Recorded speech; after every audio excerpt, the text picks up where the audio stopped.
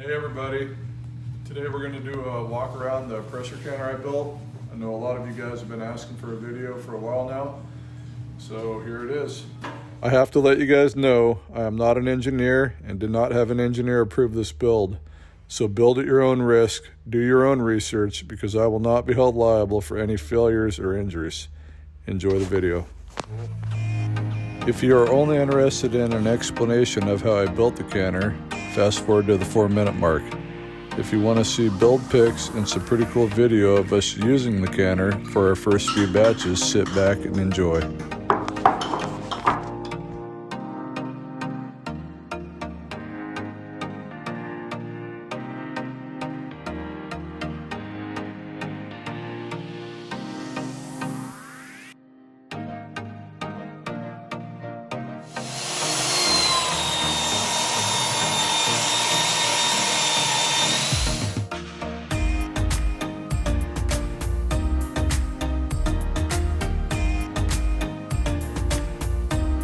All cleaned up.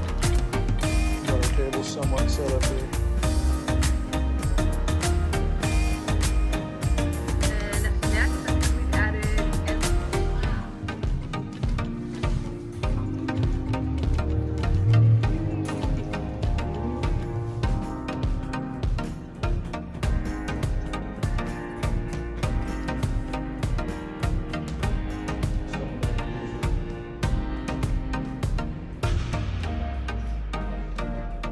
If you like this video, hit the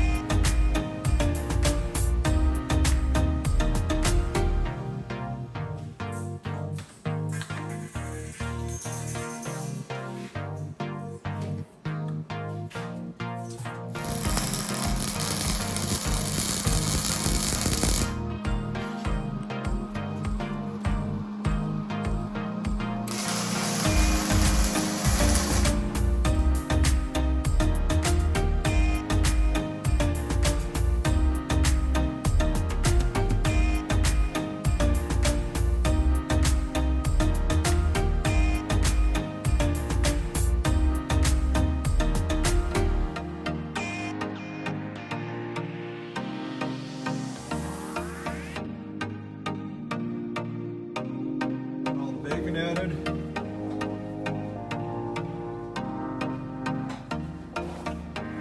Miranda's wiping the lids.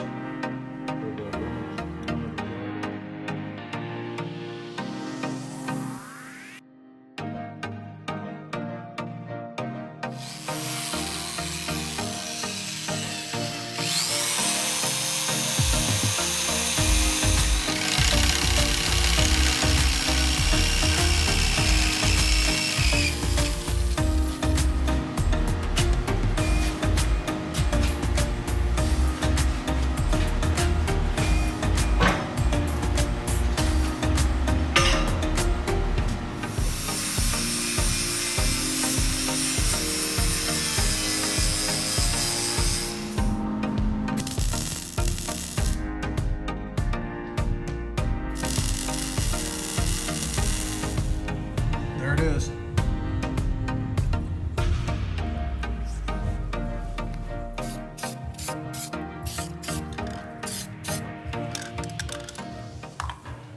I started with a 24-inch piece of pipe, 24-inch in diameter. It's 24 inches long.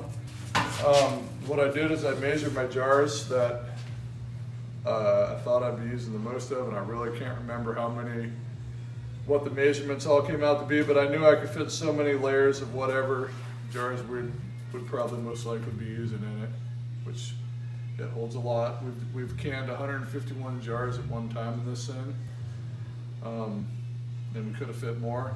But anyway, so what it is it's a 24-inch piece of pipe. It's 24 inches long. I welded a, I'll on the top here, it's an old flange, a piece of scrap that we had at the refinery that I work at. I was able to get my hands on it, so I welded this to the top of the pipe. On the bottom of the pipe, or on the bottom of the pressure canner, I welded a quarter inch thick plate, still on the bottom. For the top is also quarter inch thick. But the problem I did have when I first did an air test on this, I air tested it up to 10 or 15 pounds. And when I would get to like 10 pounds, the top would start to bulge. That was before I had all this angle iron in, and I had half as many holes, for half as many bolts. So when I pressure tested, the lid would bulge a little bit and then air would leak out the gasket. So I ended up adding holes so the holes are 5 inches apart.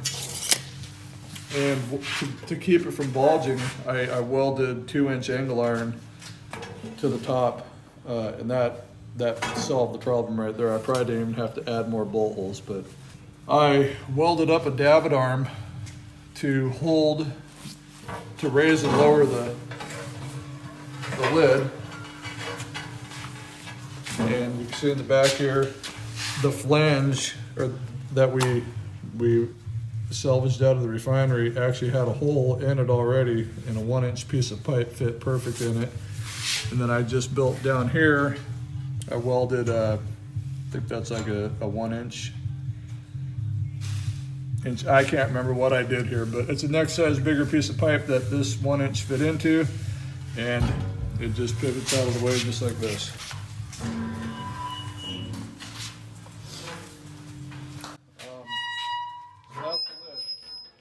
So for the Davit arm to raise and lower it, all this is a piece of all thread welded to a shackle. And then, obviously I drilled a hole for the shackle to go on, and then I put a nut on it, and then I found my crappiest wrench that I had, crappiest 3/4 inch wrench that I had, and I tacked it to it, welded it to it, so I don't have to find a wrench every time, so it's always there.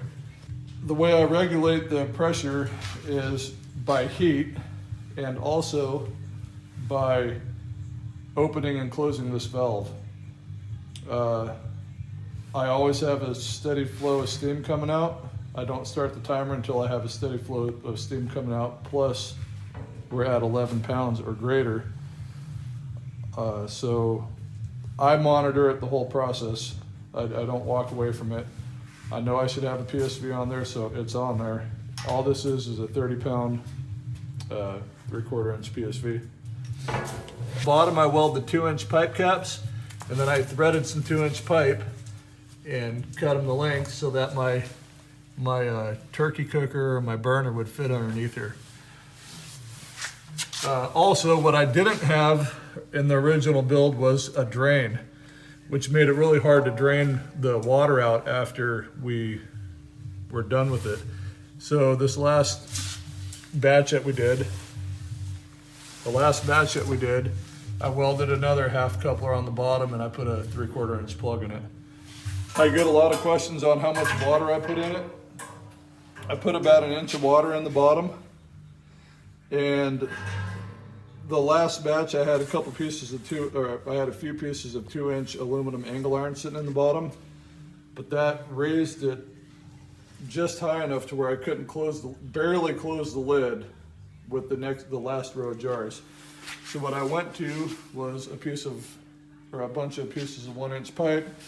I just put them in the bottom, put about an inch of water in there. Then I cut some aluminum expanded metal. I set that in. And then on top of that, I put the jars, a row of jars. Then, after the first row of jars, we put this on top, do another row of jars, and then so on till you have all of your jars in there. The gasket is a gasket from a rail car that I had to modify. I had to cut it and super glue it. Every year I have to super glue the thing back together. But I believe it is a Buna rubber. It has not melted for me. Should be easy enough for you guys to find a gasket for your build. Just do a little bit of research, but I think this is Buna, and I think if you can find a Viton one, it'll work just as good, but it's not as soft of a rubber, and it may be a little bit harder to get your seal, but it should work. Because it's steel, the inside has been we've had rust at the beginning of the year. It doesn't affect anything, but I don't like it. So this year what we did is I wiped it out really good. I got all the water out of it, any of the juices from what we pressure cooked that day. And I wiped vegetable oil in there, and then I hit it with a torch. And we'll see how that works. It's been a month since we've used this, and I put the vegetable oil in there. There's no rust, so it looks like it's working good. I think one guy had commented, because I put that in our last video, one guy had commented that possibly to use mineral oil.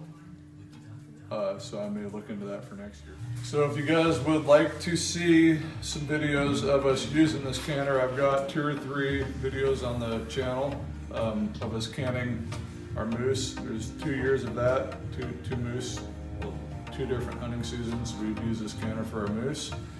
And then we've also used it for salmon for 2 seasons.